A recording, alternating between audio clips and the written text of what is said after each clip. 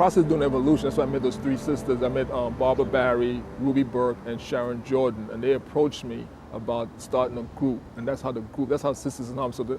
So May of 2009, we put this group together, and we started inviting women to be part of it. And I said, I'm going to keep it for women only. And the reason I did that, because in March of 2005, my mom made her transition. And I remember my mom, as a single mother, she raised 3 boys and a girl. We all got a college degree. And it was hard, but she did it. So I know a single mother could do it.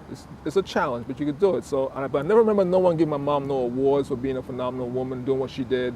So I said, I'm going to dedicate this to my mom, and we're going to keep it for women only. But we do have men who help in the organization, but the membership is women only. It's a women-based only organization membership. So when we started doing, as we kept on going, we ended up, by the time we finished shooting Evolution and Generations, we ended up with over 300 members across the U.S. and in 3 foreign countries. Hampton, Virginia. Philadelphia, Connecticut. You're here in Charlotte, North Carolina. I am from West Virginia. Bernardine Mill, Philadelphia, Pennsylvania. Hi, my name is Kim Hagan. I'm the field director. I'm the field director. For Charlotte, North Carolina. Yes.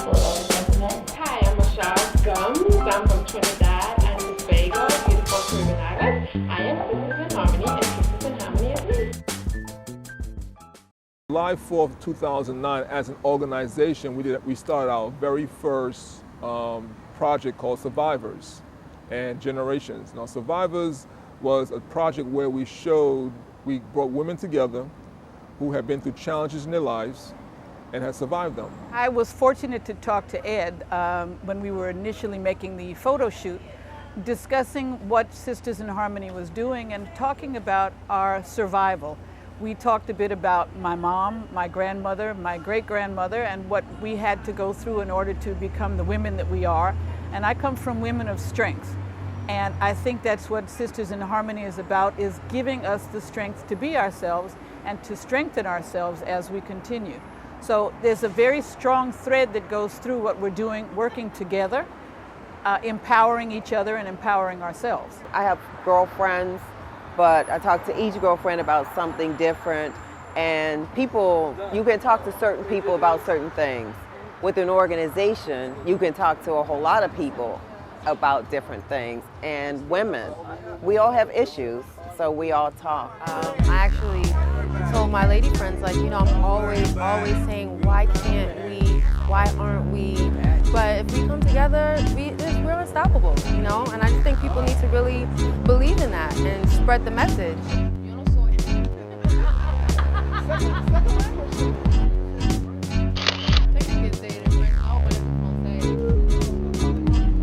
This is actually the first time I've done a shoot in New York for Sisters in Harmony. All the other shoots we've done outside of New York. Also, this is the first time we're actually going to have a supporters storefront in the backdrop.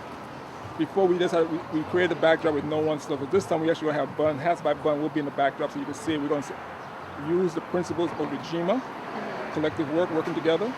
And we're going to use Kuchi Chakalia, self-determination. So we're going to speak, do for ourselves, and we're going to do it in a collective way.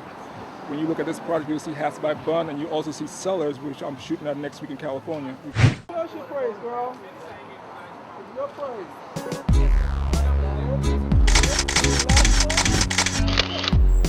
What do you praise? And why do you praise it? It could be your family, it could be your children, it could be your job, it could be your church. It could be a new dress in your car. So this project is about each individual's praising, and then the unity is the word praise and the colors, but the praise is individuality in each other. So when you look at the project, you see the colors the same, but each person is bringing their praise out themselves.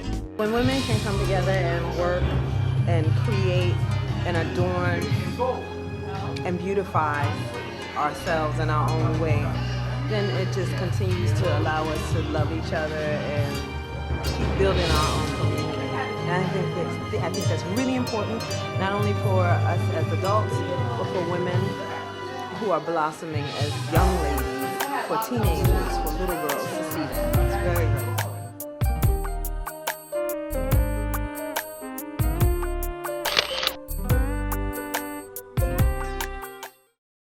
I started networking in New York, and then we went to Philadelphia, started networking in Pennsylvania.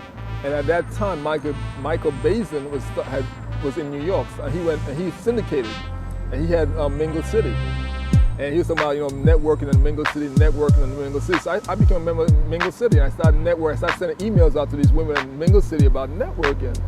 I guess here I am giving props to Michael Bazin, but we were all in Mingle City, and Evan contacted me through Mingle City.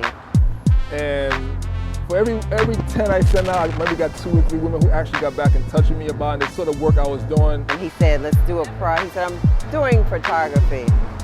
Yeah, right, so that's what they call it now, photography. No. So are you coming to Maryland? No. I need you to come to Philly. And I'm thinking, of course, you have lost your mind. A single woman, I'm driving to Philly to see a man to do pictures. I don't think so.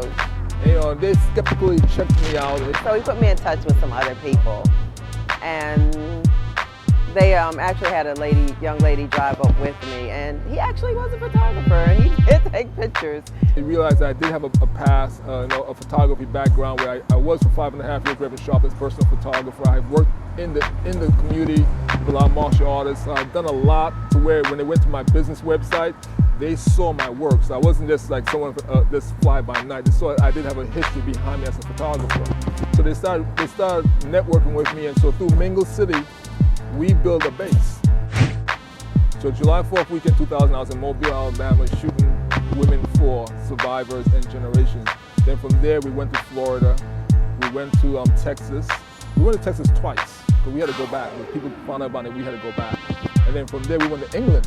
We went to the UK. Labor Day weekend, we went in the UK. Labor Day weekend 2009, I was in the UK shooting women in the UK for this project.